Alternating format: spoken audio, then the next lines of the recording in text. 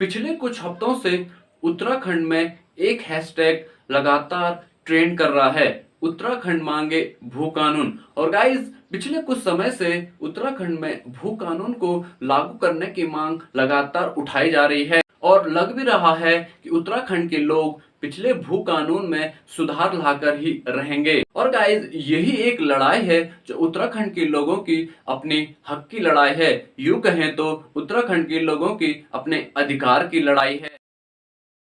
अब सवाल यहाँ पे यह है कि ऐसा क्या हो गया जो उत्तराखंड में सख्त भू कानून लाने की बात हो रही है। एक रिपोर्ट के मुताबिक जब उत्तराखंड स्टेट बना था तो तब से लेकर 2002 तक अन्य स्टेट के लोग उत्तराखंड में केवल 500 वर्ग मीटर तक की जमीन खरीद सकते थे और साल 2007 तक यह सीमा 250 वर्ग मीटर हो गई और बाद में 6 अक्टूबर 2018 को सरकार द्वारा एक नया अध्यादेश लाया गया। और गाइस, इसके मुताबिक इस अधिनियम में संशोधन का विधेयक पारित किया गया और गाइस, इसमें धारा 143 क और धारा 154(2) जोड़ी गई, यानी पहाड़ों में भूमि खरीद की अधिकतम सीमा ही समाप्त कर दी गई। गाइस, एक रिपोर्ट के मुताबिक साल 2000 के आंकड़ों पे नजर डालें तो उत्तराखंड की कुल 8,31,227 हेक्टेयर कृषि भूमि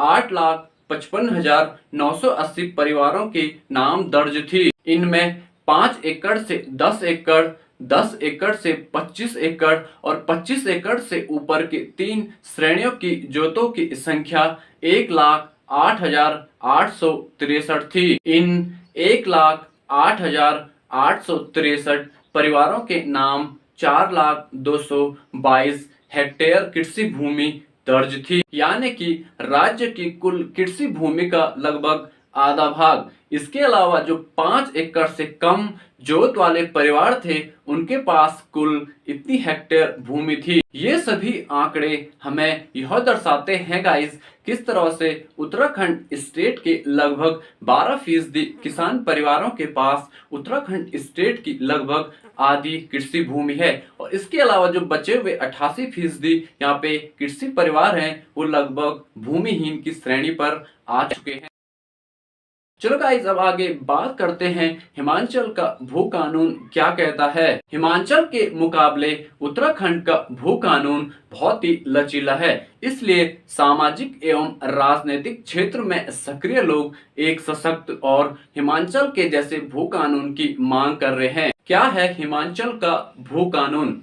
1972 में हिमाचल में एक सख्त कानून बनाया गया था। इस कानून के अंतर्गत कोई भी बाहर का व्यक्ति हिमाचल में जमीन नहीं खरीद सकता था। दरअसल उस समय तक हिमाचल उतना संपन्न स्टेट नहीं था और यह डर था कहीं यहाँ के लोग अपनी जमीनों को बाहरी लोगों को ना बेच दें। अगर ऐसा होता तो वहाँ के लोग भूमिहीन हो जाते। भूमिहीन होने का यह भी अर्थ है अपनी संस्कृति और सभ्यता को खो देना। दरअसल हिमाचल के प्रथम मुख्यमंत्री यशवंत सिंह परमार यह कानून लेकर आए थे। धारा 118 के तहत हिमाचल में कृषि भूमि नहीं खरीदी जा सकती है और गैर हिमाचली नागरिकों को हिमाचल में जमीन खरीदने की इजाजत नहीं है। आप यहाँ पर कमर्शियल यूज के लिए जमीन किराए पर ले सकते हैं। साल 2007 में धूमल सरकार ने धारा 118 में संशोधन करते हुए कहा